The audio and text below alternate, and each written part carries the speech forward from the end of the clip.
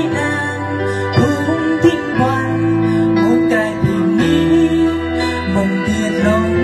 Giêsu trút ria lòng vào em cùng gần đẹp mưa rau tôi tỏa như nam lôi lắm đầu chiếc tia chuông cơ cùng cơ Giêsu buông đi nhiều Giêsu trút ria đông gia ram đông ai mang gọi bình yên dù dọa núi trời cũng mang chi bày cho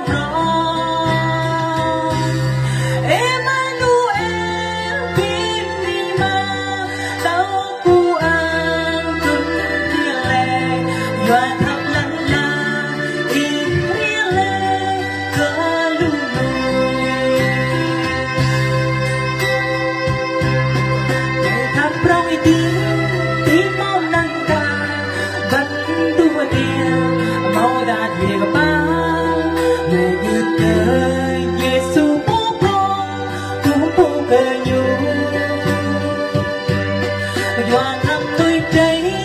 nhớ bao người say núi chương tao mang ria lòng lá chẳng ngờ lấy đạo cơ Giêsu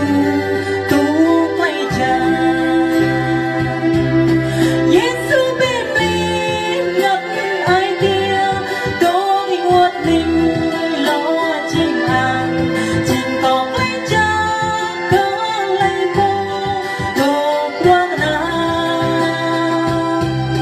Giêsu khắp yên chẳng lần la đau cơ nhu nắng hay thiền thùng răng quanh mắt màu quanh nơi lắm hoa nhà